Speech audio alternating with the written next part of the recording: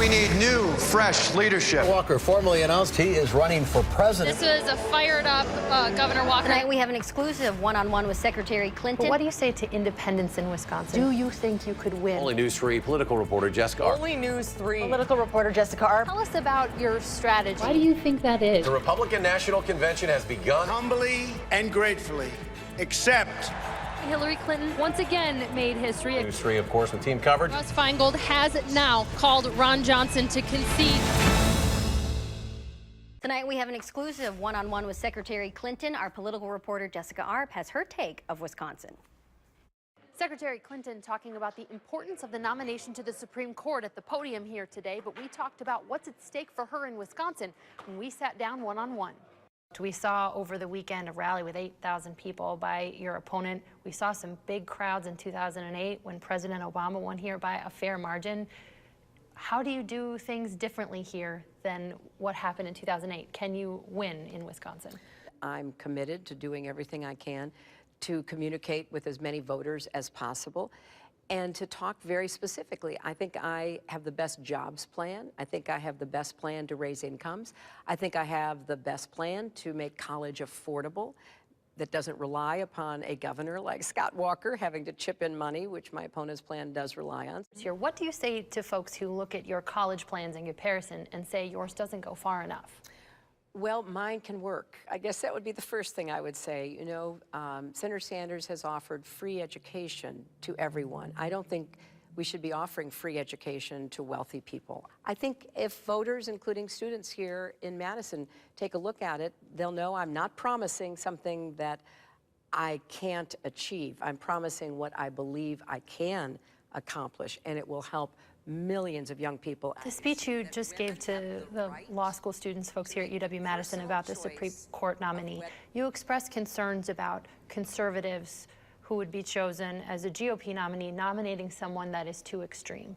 But what do you say to independents in Wisconsin who may be concerned that you would nominate someone too extreme to the left? I want to nominate someone who can be a good colleague, can have a strong judicial background and the qualifications that will make that person an excellent Supreme Court justice.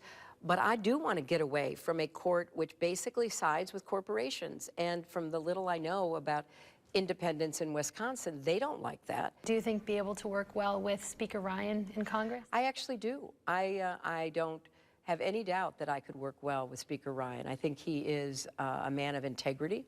God bless the great state of Wisconsin. This is a big deal for Ted Cruz tonight. He's calling this a turning point in this race. When you look at the entire state of Wisconsin, the counties in the Milwaukee suburbs are the counties that were most important to Ted Cruz for this win. When you look at the totals here, you're seeing him win 60+% of the vote in these areas. The Republican National Convention has begun in Cleveland, and the fireworks have already started. A fight breaking out of the convention floor over rules. And Wisconsin delegates still struggling with whether to support Donald Trump. Cleveland, some 500 miles to our west, is the center of the political world tonight. That's where we find political reporter Jessica Arp live in downtown Cleveland. Good evening, Jess. Well, yeah, good evening. The question that has been on most people's mind going into this convention, especially in Wisconsin, is whether the party can unify on presumptive nominee Donald Trump. And after some events today, that remains unclear. Chaos at the convention as RNC leadership refuses to allow a roll call vote by Never Trump delegates to change convention rules. One indication of many that some just aren't happy with their nominee. How surprised are you that this is where you are, that you are in a convention where Donald Trump is the presumptive nominee? Well, I wouldn't have picked that, Jessica, when I was working last summer, figuring out who I wanted to support. But I certainly think that the democratic process worked. Assembly Speaker Robin Vos says he's still not quite on the Trump train, as Senate Majority Leader Scott Fitzgerald suggested Wisconsin delegates should be. I think it is happening. You know, I've spoken to a lot of people just in the last day and a half, and everybody's kind of, you know, moving in that direction. I know there's still some people here at the convention that aren't there with Trump, but no, I think people understand that he's going to be the nominee. 2nd District Delegate and Senator Howard Markline says although he'll support Trump, he's bound to vote for Ted Cruz. I'm kind of glad that our rules are set up the way they are. It takes some of the discretion out of delegates' votes, and and I'm bound basically to vote with the will of the people in the 2nd Congressional District. So you're not a part of sort of the drama then? No. But as Wisconsin delegates get ready to cast votes from their front row seat on the floor, they hope they hear what's needed to bring others on board. I hope that his nomination speech is going to demonstrate, kind of better articulate some of the stuff he's saying kind of off the cuff. If he can develop that line and work that into his speech, I think that's what he needs to do this week. I assume, and I'm pretty confident that by the end of the week, once we've heard his vision, I'll be on board like most other Republicans across the country. Now, House Speaker Paul Ryan addressed the Wisconsin delegation at a breakfast this morning. He didn't mention Trump once, but at a luncheon with the Wall Street Journal this afternoon, he said, quote, that Trump was not my kind of conservative now, but that he was ultimately supporting him to back the party. Now, what folks are going in anticipation of tonight is the speakers that are yet to come. From Wisconsin, we'll hear from Milwaukee County Sheriff David Clark and Wausau Congressman Sean Duffy and his wife Rachel Campos Duffy. But the featured speakers this evening will be Mr. Trump himself, who will be introducing his wife, Melania. One of the Democratic National Convention in Philadelphia, where it's already been an eventful start to the week. News 3 political reporter Jessica Arp is live now at the convention in the city of brotherly love with more on the first day. Good evening, Jessica.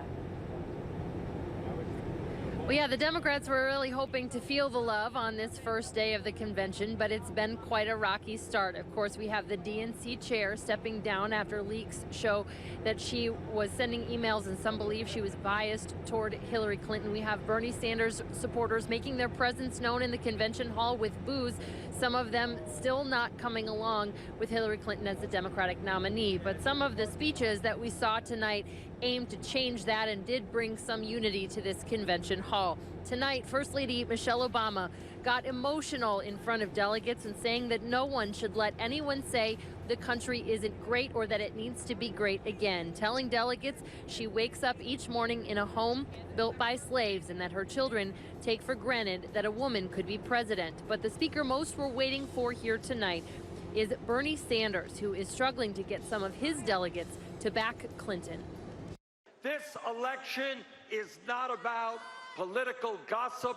It's not about polls. It's not about campaign strategy. It's not about fundraising.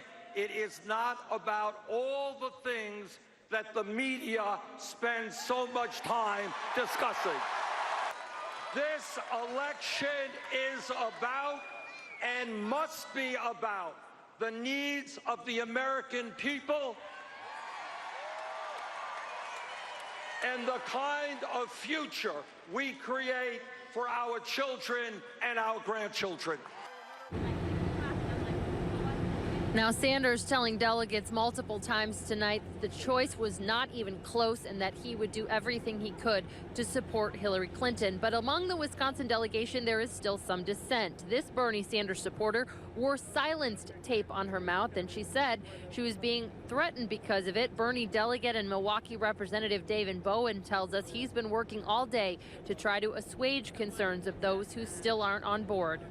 When you don't listen to Bernie Sanders himself, the one that is at the top of, steering that ship or that campaign, it shows you that people are not acting rationally sometimes, and those individuals, hopefully we can get them to come around. Now, Bowen says he's been focused on the issues that have been important to Bernie delegates in his conversation and trying to explain that those values, he believes, won't be supported by any other candidate. So many of the delegates leaving here on this high note with Bernie Sanders saying that he would support Hillary Clinton and do everything he could to back her. It's an open question, though, at this point, how the Wisconsin delegates react, how other delegates who have chanted and shouted down many speakers here saying that they still support Bernie Sanders. Sanders also, though, including a line in his speech saying he was looking forward to the roll call vote and the votes cast for him tomorrow night, so we can expect some fireworks when we see that roll call. And we also know that Wisconsin delegates will hear from Sanders at their breakfast in the morning. Poll numbers show in Wisconsin that women may be a deciding demographic in this election. Political reporter Jessica Arp took a closer look at this year's gender gap, Jess. Well, yeah, there's often a gender gap just because men and women tend to diverge in which party they support. But this year, a dive into the Marquette poll numbers shows a striking difference, especially among conservative women. So we reached out to some across the state. I'm not feeling great about this election. Andrea Huberty's feelings about this election have left her with a lot of work to do. I'm currently undecided. 2 weeks away, I've been watching debates. I've been reading a lot of articles. Madison resident says she intended to vote Republican at the beginning of the primaries, but that's changed. If I had to make up my mind right now, I would be voting more so against one candidate than for the other. And who would that be? I would be voting against Trump. In Waukesha County, Sarah Koyman thought she knew too. I voted Republican in pretty much every single election on every single thing. But this year, she says she nearly wasn't going to vote for Hillary Clinton or Donald Trump until she announced a decision on Facebook last week. I'm voting write-in for the first time in my life. These two women are not alone. When you break out how Republican men and women are voting this year, you can see this dramatic shift in Marquette polls from 2012. Back then, Republican men and women voted nearly the same. This year, while Trump still has a lead amongst Republican women, it's 15 points less than men. It matters in part because this is now a very active issue in the campaign, is Trump's treatment of women and attitude towards women. We, of course, have the first woman candidate for a major party for president. But Republican women say they're fighting the trend. Marion Krumberger says polls show Trump up in the Fox Valley. She's been working in Brown County for the Women for Trump Coalition. I challenge that here locally and in Brown County. I do not see that. There might be some gap that there are some women saying, wow, it's a woman, I really want to see a woman president. Fine, that could be. But I don't see that. I don't see that gap here. You won't see that here. But for some women, like Huberty, there may be nothing left to do but mark a ballot. I don't know that there's anything that Trump could say at this point that would sway my vote in his direction. So one of those states that Barack Obama carried in 2012 that Hillary Clinton did not was here in Wisconsin. And actually, Wisconsin's 10 electoral college votes are what put Donald Trump over the top to get to 270. Show us on the map, if you can, Jess, what happened from 2010 or 2012 to now. Yeah, I mean, you can see a dramatic difference. This is the map as it stands in Wisconsin in 2016. When we change this to the 2012 presidential election, look how much the colors change here. I mean, Barack Obama won western Wisconsin. He won southwestern Wisconsin pretty heavily. This wasn't necessarily a race decided in Wisconsin by the base counties. This was a race decided statewide pretty handily, a pretty 160,000 vote swing in a different direction. And looking even deeper into the numbers, as you're saying, this was a race decided by people who voted for third-party candidates here in Wisconsin as well. It was. I mean, when you look at the vote total difference in 2016, it's about a 26,000 vote difference between Trump and Clinton here. There were about 152, you don't see that number on here, but there are 152,000 people who voted for third-party candidates in Wisconsin in this election. That is, I mean, it's far and above this, and those numbers don't even count write-in candidates. There were a lot of folks in Wisconsin talking about Evan McMullin, the third-party candidate, and that isn't counted in this. So that's a significant number. So last night we talked about the relationship between Donald Trump and House Speaker Paul Ryan as being complicated. They're now going to be working with each other, but Speaker Ryan might have a challenge. Well, already there's talk about this. Sean Hannity last night said on Fox News he didn't think that Paul Ryan would be Speaker. Now, Paul Ryan says he intends to run for Speaker. He was putting out statements this morning talking about how he was supportive of President-elect Trump and Vice President-elect Mike Pence, that they were going to move forward. They are going to have a Republican majority in both houses, so they might be able to move forward on legislation Republicans have looked at. But that doesn't mean he's not going to have a fight. The Freedom Caucus that has become very influential within the House, they have said this week that they've said in the last couple of weeks that they aren't definitively backing Ryan. I expect we're going to hear more from him on this. Governor Scott Walker touting his Wisconsin record at a conservative event in Iowa today. News 3 political reporter Jessica Arp has more from Des Moines. At what the Iowa governor declared the start of the 2016 Iowa caucuses, Governor Scott Walker gave one of his most fiery speeches to date. In shirt sleeves, roaming the stage, Governor Scott Walker introduced himself to Iowa conservatives by sharing the threats he faced during Wisconsin protests, but saying his policies led to 3 elections in 4 years. You see, I think that sends a powerful message to Republicans in Washington and around the country. If you're not afraid to go big and go bold, you can actually get results. Walker then drove home his record to the crowd, emphasizing both economic and social issues. Well, I'm proud to tell you today that in Wisconsin, because of our reforms, we didn't just balance the budget. We now say in our schools, there's no more seniority or tenure. You can hire and fire whoever you want. You can pay based on performance. Since I've been governor, we passed pro-life legislation, and we've defunded Planned Parenthood. The conservative crowd roared for his stances on voter ID and fighting terrorism, and Walker promised to be back. We need that kind of leadership going forward. I'm pleased to be here in Iowa today. I'm going to come back many more times in the future. I'm hopeful to work together with you. Mary Hill came from Libertyville, Missouri, just to see Walker. There's a lot of grandstanding sometimes, but he actually does something. He's fearless. Father and son Jim and Adam Christensen said they were both impressed with what they heard. I want to hear more. I mean, there's 4 or 5 people that I'm interested in over the next couple of years, and so yeah, it was good to hear him and see him in person. Yeah, great. For sure. Yeah, he lit my fire here today because I've never, I've seen him, know who he is, but when you see him give a 20-minute speech like that, it kind of started a fire with me. I'm going to watch him a lot closer. I haven't made up my mind, of course, but I'm really going to listen to him and find out more about him. From here, Walker will head to Palm Springs, California, to a meeting organized by the wealthy Koch brothers, along with other potential 2016 hopefuls. Governor Walker formally announced he is running for president. We brought you that speech live from Waukesha. And joining us now on News 3 at 6 are Eric Cronkite and Jessica Arp, beginning our team coverage, guys. Mark and Michelle, good evening from Waukesha, where it is very warm and it is very loud.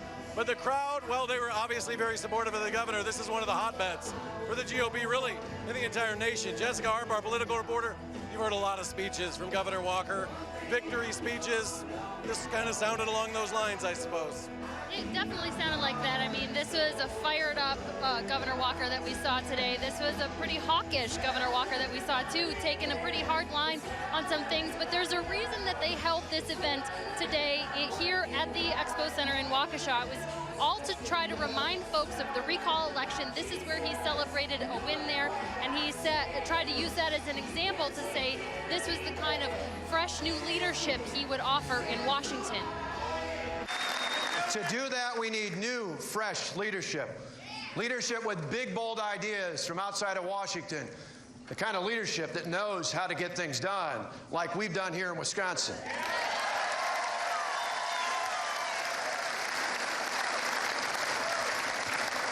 Since I've been governor, we took on the unions and we won. Now, that was, of course, not all that the governor had to talk about here today. In a speech that went about 32 minutes or so, he expounded on his plans for foreign policy in the country, saying on day one he would reverse a deal on Iran, saying he'd repeal Obamacare, other regulations put in place by President Obama, saying he wanted to restore defense spending, also moving on to education, saying no Common Core, saying he'd also approve the Keystone Pipeline on his first day in office. All of this meant to prove that he is a fighter. See, it doesn't matter whether you come from a big city or a suburb or a small town. I will fight and win for you. Now, the governor not talking today, as you heard, Charles. Well, we did see protests here, about 50 folks lining a road outside of the Waukesha Expo Center here today, drawing attention to what they say have been harmful policies in the state of Wisconsin, saying that they would also be harmful to the country. Now, some of the things we didn't hear the governor talk about, you heard Charles Franklin talk about it in our analysis a little bit ago. He did not bring up immigration. He also did not bring up marriage. Two of those have been issues he has faced controversy over. Obviously, this is going to be a very long road, but I would say as a first speech out of the gate, this is going to establish him on a lot of different levels and really put him in a competitive frame with those 14 other candidates he's now facing. Governor Walker is out of state tonight, stumping for votes now for president. The second day of his campaign kickoff swing takes him to South Carolina. And that's where we find News 3 political reporter Jessica Arp, who is live in downtown Greenville tonight. Jess? Well, hi there. Yeah, South Carolina is the state that votes third in the nation next year. Governor Walker made his way here on little sleep, telling voters that he had not had his head on a pillow for more than 30 hours. But despite that, he passionately stumped his way across the state today as he begins his run for president. They lined up early in North Charleston. Scott Walker. At a campaign stop surrounded by Milwaukee-made machines. Because I've got my Harley boots on. I could actually get on my Road King, I'm sure. But Governor Scott Walker brought his presidential campaign machine to life. And you know what? I'm Scott Walker, and I'm running for president. I want your vote, and I'm not going to let you down either. South Carolina voters looked on with both an enthusiastic and skeptical eye. Truthfully, Scott and Rubio are probably my two favorites, and I'm going to stick by them until one of them messes up. As Walker's stump speech covered his union-fighting past and promoted a possible national security fighting future. We told him in March we thought he was the next president of the United States. Do you think he has a chance to win in South Carolina? He's got to talk about the border to get my vote. The campaign rolled on to Lexington, a suburb of Columbia, where the scene turned from bikes Go out and find careers that will pay far more than the minimum wage. to barbecue. And yet another barbecue joint down the road in Malden, a suburb of Greenville. With the marathon campaign slog, we asked the governor how he was going to effectively do his day job. I already checked in 3 times this morning with my chief of staff. I know where the Senate's at right now, and now talking about my chief of staff talked this morning to Senator Fitzgerald. Just like any good small business owner, you can do as much work on the road meeting customers as you can back in the home office. Those customers or voters. I just love the political process. I love to see at the very beginning of this what happens, the conversations that go on, the way that they debate things. Hundreds of them turning out for the start of something. I mean, what do you think his chances are in South Carolina then? I think his chances are pretty dead gone good. And after looking at that crowd out there today, I think it's really good. Governor Scott Walker was one of the candidates on that stage along with 9 other top contenders. Yeah, I think regardless of your politics, you had to agree that tonight was really something to see. 10 candidates, some who went after each other, each of them really trying to stand out on their own, which is a difficult thing to do amongst 10 candidates. The event really starting off with a bang. The moderator's first question out the gate, asking the folks on the stage if they would support the eventual nominee and pledge not to run as an independent. If anyone wouldn't take that pledge, they asked to raise their hand, and Donald Trump raised his hand. If I'm the nominee, I will pledge I will not run as an independent. But and I am discussing it with everybody. But I'm, talking about a lot of leverage. We want to win, and we will win. But I want to win as the Republican. I want to run as the Republican nominee. Now, following that momentous exchange and boos from the audience, the debate moved on. Candidates getting 2 minutes to answer a stream of questions over the next 2 hours. Governor Scott Walker, especially in the first hour, giving very quick answers, not taking up his full time. He was asked by one Fox News moderator about failing at his 250,000 jobs pledge. Well, the voters in Wisconsin elected me last year for the 3rd time because they wanted someone who aimed high, not aimed low. Before I came in, the unemployment rate was over 8%. It's now down to 4.6%. We've more than made up for the jobs that were lost during the recession. Now, during this debate, the candidates really, in some cases, engaged each other. New Jersey Governor Chris Christie and Kentucky Senator Rand Paul having a pointed exchange over NSA data collection. Donald Trump repeatedly engaging with various candidates. Governor Walker offered at one point an interjection rather than an attack.